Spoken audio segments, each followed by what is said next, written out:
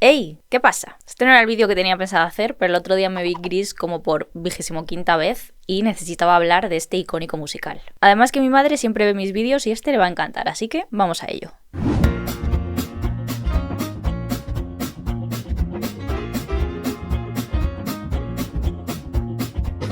Yo nací en los 90, por lo que a priori no sería lo habitual que una película de 1978 marcara mi infancia o la de toda mi generación. Pero sin embargo así fue porque, no paraban de ponerla en la tele. Y es que Gris es una de esas películas que ha traspasado todas las generaciones y ha acabado convirtiéndose en parte del imaginario colectivo. Es historia del cine, es historia de los musicales y es cultura popular. Pero no creas que esta idea salió de la nada porque la cinta en realidad es una adaptación cinematográfica del musical original de 1971. Así que para conocer un poco mejor esta historia vamos a retroceder a mediados de los 60 en Chicago.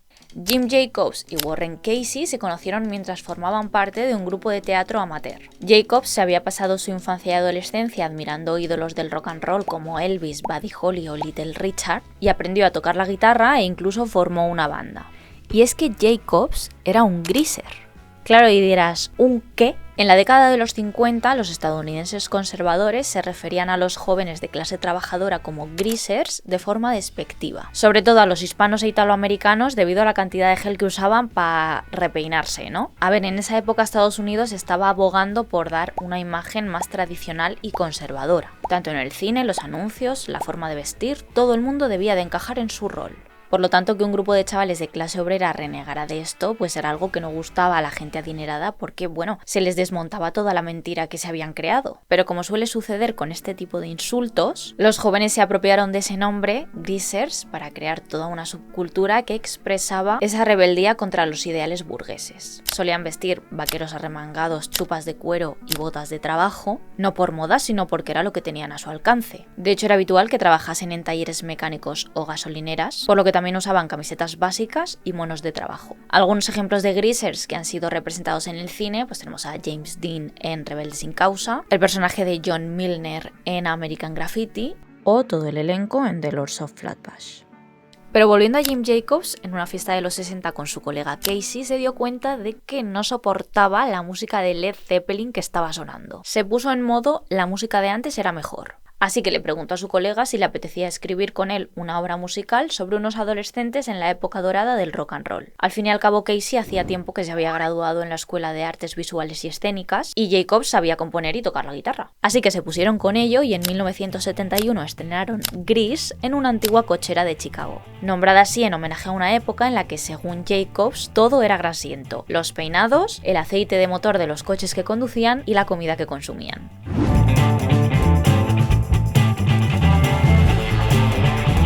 Bueno, a pesar de que esto podría haber pasado como una representación local más, resulta que Gris fue todo un éxito, estuvo en cartel durante 8 meses y siempre agotaba entradas. Aunque he de decir que la historia no era exactamente igual a la que conocemos a día de hoy en la película. Esta primera versión era más atrevida, más macarra y tenía un montón de referencias y códigos propios a la ciudad de Chicago que gente de fuera claramente no iba a entender. Por eso, cuando dos productores vieron el potencial de la obra y querían comprar sus derechos para llevársela a Nueva York, pusieron un par de condiciones. La primera es que tenían que hacerla más accesible, o sea, un poco menos de palabrotas, un poco más de baile y 0 referencias a Chicago. Y la segunda es que, vamos a ver, era un musical, así que ahí había que añadir más canciones. Así que con el libreto reescrito, en 1972 llega a Nueva York para estrenarse en un teatro de Off-Broadway. El Off-Broadway se refiere a las obras que no tienen el suficiente prestigio para estrenarse en los grandes teatros de Broadway, por lo tanto lo hacen en otros más pequeños con menos presupuesto. Sin embargo, aunque el musical acababa de aterrizar, ese mismo año consiguió 7 nominaciones a los premios Tony. Vamos a ver, no sé si sabes lo importante que es esto. Gris estuvo en cartel tan solo 4 meses. Y que con 4 meses en el Off-Broadway consiga 7 nominaciones a los premios Tony, que básicamente son los Oscar del teatro, es importantísimo. Porque aunque no ganó ningún premio, ya se llevó el reconocimiento y el prestigio suficientes como para dar el salto directo a Broadway, donde se estuvo representando de forma continuada durante 8 años. Claro, tantos años son muchas funciones, de hecho son más de 3000, por lo que por ahí han pasado un montón de actores que estaban comenzando sus carreras y todavía nadie les conocía. En 1973 el musical cruzó el charco para representarlo en Londres, donde Denis Zuko era interpretado por un Richard Gere de 24 años. Esta era su segunda obra de teatro y todavía no había participado en ninguna película. Y lo mismo le pasó a Patrick Swayze, que protagonizó varios pases en Broadway antes de dar el salto a la gran pantalla con Rebeldes. Jeff Conaway, antes de dar vida a Kenickie en la película, lo hizo en la obra original, al igual que John Travolta, que interpretó en este caso a Doody con 17 añitos en los primeros pases de Broadway.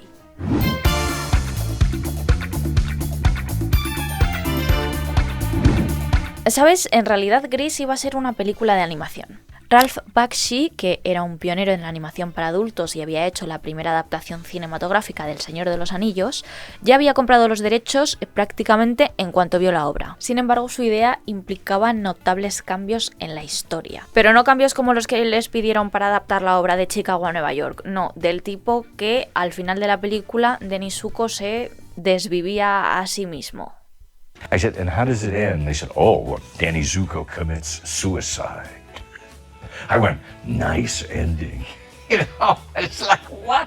Entonces, bueno, por lo que sea, no era la línea que querían seguir para adaptar una divertida obra musical. Así que nada, el proyecto no se llevó a cabo y los derechos los acabó adquiriendo Alan Carr, que trabajaba para Paramount Pictures. Pero el presidente de Paramount y Carr no se llevaban especialmente bien. Claro, entonces tenemos a Carr súper emocionado por llevar a cabo este musical que le encantó desde que lo vio en el Off-Broadway, mientras el otro señor está en plan, es una historia bastante vulgar. Pero claramente a Carr lo que le dijera su jefe se la pelaba, porque se puso a planificar todo el proyecto con los escasos 5 millones que le dieron. Fichó al director novato Randall Kleiser, que en ese momento lo más importante que había hecho era compartir habitación con George Lucas en la universidad, y contrató a un novelista random para que adaptara el guión. Y aunque la primera versión no era lo que acabaría siendo la película, ya era un punto de partida para empezar a buscar a los actores. Encontrar al Denis Zuko perfecto fue pan comido, porque el otro productor de la peli, Robert Steadwood, ya tenía firmado hacer Fiebre del sábado noche con un jovencito John Travolta. Así que le ofrecieron coprotagonizar Grease y se metió de cabeza en el proyecto porque, como ya he dicho antes, ya había participado en la obra original. En cuanto a encontrar a Sandy, sí que fue un poco más complicado. En un principio pensaron en Carrie Fisher, pero no tenían muy claro qué habilidades tenía para cantar y bailar, y tampoco tenían mucho tiempo para pararse a descubrirlo. Así que Carr se acordó de aquella cantante de country que conoció en una fiesta y pensó que Olivia Newton-John sería perfecta para el papel, aunque ella no estaba muy por la labor.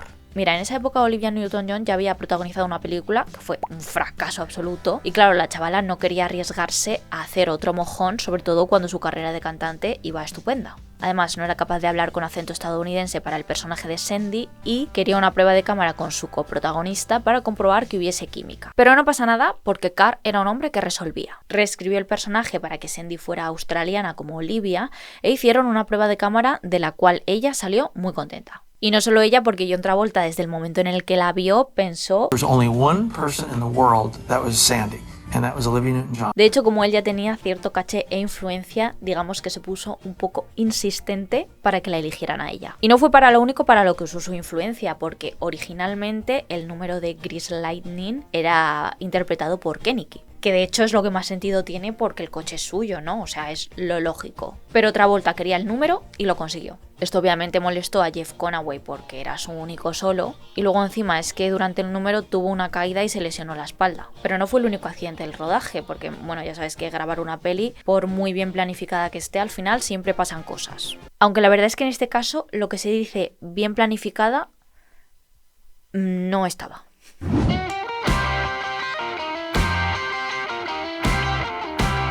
Mira, la verdad es que hubo varios actores que iban a ser y al final no. Elvis estuvo a punto de ser el ángel de la guarda de Frenchy y hacer todo el número musical de la cafetería, lo cual por cierto habría sido increíble. Pero no sé si por problemas de agenda o de salud rechazó el papel y de hecho murió mientras se rodaba la película.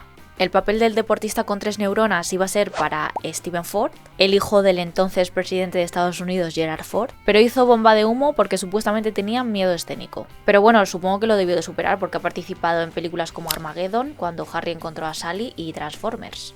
Y en cuanto al entrenador Calhoun, Carr tuvo una idea fantástica, que lo interpretara un actor porno. A ver, no uno cualquiera, ni más ni menos que Harry Rims, que se había hecho toda una estrella con su éxito de 1972, Garganta Profunda. Por lo que sea, los jefes le dijeron que no. Bueno, el caso es que la filmación se haría en Los Ángeles, cosa que a Jacobs ya no le moló. Más que nada porque la historia supuestamente iba sobre los greasers de la costa este. Entonces el ambiente fresa y de fiestas playeras pues no pegaba nada con la idea original. Pero a Carr le dio igual. Él sabía que lo que el público iba a querer ver era esa historia de romance entre Denny y Sandy, arropada por esa estética idealizada y nostálgica de los 50 con locales de hamburguesas, batidos y canciones pop. Así que siguió para adelante con su visión del proyecto. Aunque no las tenía todas con él porque la situación era tal que así. La protagonista era cantante, que sí, que había hecho una peli y tal, pero bueno, apenas tenía experiencia como actriz. El resto de actores eran demasiado viejos para interpretar adolescentes. O sea, si tú en algún momento cuando viste la peli pensaste, oye, pero la gente que la hacía era consciente de que toda esta peña tiene 35 tacos. Sí. Eran plenamente conscientes de que allí nadie aparentaba 17. Y por si fuera poco, la mitad de las puestas en escena y las coreografías eran improvisadas. A esto se sumaba que tenían un tiempo limitado. Grabarían durante el verano en el Instituto Venice, aprovechando que estaba cerrado, que por cierto es el mismo instituto donde 20 años después Britney Spears grabó su videoclip Baby One More Time. Como dato curioso. Bueno, el caso es que por una parte esto les concedía total libertad para grabar en todos los espacios del centro como y cuando quisieran, pero la parte negativa es que tenían que soportar jornadas tremendamente calurosas. Sobre todo en la escena del concurso de baile. Más que nada porque tuvieron que tapar y cerrar todas las ventanas y puertas del polideportivo para que no entrase luz y poder grabar correctamente sin tener aire acondicionado. Así que no solo estaban todos sudando como pollos asados, sino que más de uno se desmayó del calor. También tuvieron que parar el rodaje unos días porque el director pilló una infección por culpa del agua asquerosa que había en Los Ángeles, ahí en el canal donde rodaban la carrera ilegal de coches. Y en cuanto a la parte de vestuario, bueno, es que lo clavaron. O sea, la estética de los años 50 se ve preciosa y la forma de vestir de cada una de las Pink Ladies va acorde a su personalidad. Por ejemplo, Jan y Marty son polos opuestos. Una usa faldas sueltas y siempre lleva esas dos coletas que resaltan su personalidad más infantil, mientras que Marty, que sale con hombres más mayores, pues suele ir con prendas ajustadas como pantalones pirata de tiro alto que marcan su figura y pañuelos al cuello. Frenchy, que es la amiga comprensiva y la única a la que le dan igual los tíos es el equilibrio, es la única de la que sabemos qué quiere hacer con su vida, que es entrar en la escuela de estética, y esto se plasma en sus looks que buscan ser un poquito más diferentes. Luego Sandy, con esos vestidos más conservadores, con faldas de vuelo y tonos pastel, muestran su inocencia, frente a Rizzo, que usa prendas más ajustadas y de colores más vivos para reflejar su personalidad atrevida y directa. Bueno, los atuendos que llevan ellos son un 10, porque es que son tal cual los usaban los greasers, con el peine metido en la cinturilla del vaquero, la chupa de cuero, bueno, icónicos. Y como curiosidad, los pantalones que lleva Olivia Newton-John en la escena final son auténticos de la década de los 50. Lo bueno es que le quedaban espectaculares. Lo malo es que además de asarse de calor, la cremallera estaba rota y el material no era elástico y no podían conseguir más para ajustárselos, así que tenían que cosérselos encima todas las veces que fuesen a rodar esa secuencia. Pero bueno, aunque pasara lo que puede pasar en cualquier rodaje, que al final son muchas horas y mucha gente haciendo cosas, alguien se puede romper un brazo u ocurrir un evento climático inesperado, el caso es que Carr procuraba que estas jornadas en el set fueran lo más divertidas posibles. Siempre aparecía con algún invitado sorpresa que lo mismo hasta se unía a los ensayos. Desde el bailarín ruso Rudolf Nureyev, Kirk Douglas, el actor de porno gay Al Parker e incluso la fantástica Jane Fonda. No, desde luego la agenda de contactos de Carr era de lo más variada. Bueno, y esto es una opinión personal, pero quería mencionar a la que para mí claramente es la mejor pareja de la película, que son Rizzo y Kenickie. Ambos saben lo que quieren y van a por ello sin despeinarse, y mientras el resto insulta a Rizzo o le manda pullas simplemente por hacer lo que le sale del papo, Kenickie no solo la defiende y la trata con respeto, sino que además es que le gusta que sea así de directa. Cuando están en el coche y se están liando y se les rompe la gomita, para y no la presiona en ningún momento para continuar, a diferencia de otros. Y de hecho lo que más frena su relación es que ella no quiere expresar sus sentimientos ni verse vulnerable delante de él, porque a Kenickie en verdad se le cae la baba por Rizzo desde el minuto cero. Simplemente los mejores.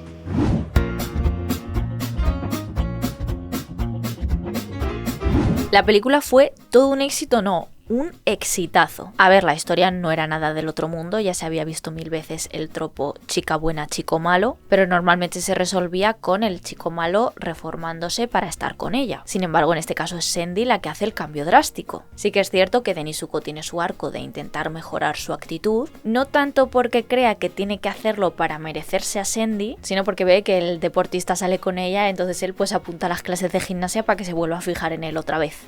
Que ojo, le sale bien, pero en realidad su crecimiento como personaje es darse cuenta de que no tiene que fingir ser quien no es con ella, porque a ella ya le gusta tal cual. Con quien tiene que dejar de aparentar ser un machote sin sentimientos es con los demás. Mientras tanto, Sandy, que pasa tiempo con las Pink Ladies, pues se da cuenta de que básicamente se aburre a sí misma. Le asusta hacer algo mínimamente fuera de su pequeño círculo de seguridad y tranquilidad, mientras que ellas, pues todo lo contrario, no paran de animarla a que haga y pruebe cosas nuevas. Chica, hazte agujeros en las orejas y métele un trago a la botella de vino. En plan, tienes 17 años, no pasa nada.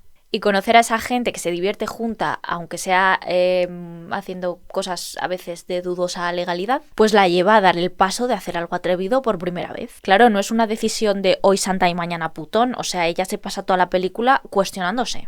La actriz reconoció que cuando salió del camerino por primera vez con este outfit se sintió liberador, tanto para ella como para el personaje de Sandy. All that was just, it was a natural reaction.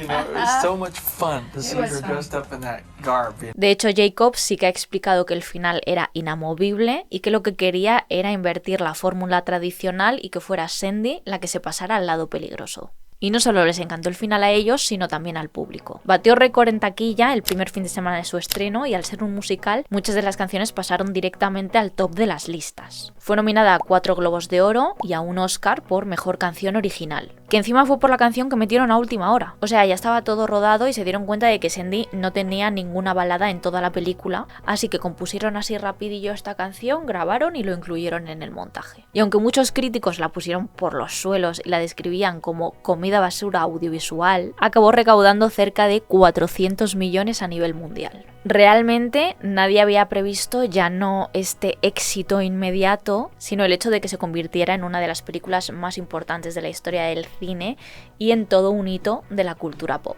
Han continuado viéndola distintas generaciones a lo largo de las décadas. Ha sido referente en la moda y en la estética. Se han vestido de los protagonistas. Sus canciones se siguen poniendo a día de hoy en las fiestas y en los karaokes. Les han hecho un sinfín de referencias y homenajes. Y es que aunque haya pasado el tiempo, nunca se ha dejado de hablar de ella. En 2020 fue seleccionada para conservarse en el Registro Nacional de Cine de Estados Unidos. Esto es una lista de películas que se escogen para guardarlas en la Biblioteca del Congreso porque son consideradas cultural o históricamente significativas. Y ahí entró Grease, el mismo año que Shrek y La Naranja Mecánica. Y aunque finalmente la película distará mucho de la obra original que se estrenó en Chicago, la historia de Denny y Sandy marcó un antes y un después. Y esto es todo. Si has llegado hasta aquí, pues te puedes soltar un like que es gratis, suscribirte, echarle un ojo al resto de mis vídeos y nos vemos en el siguiente.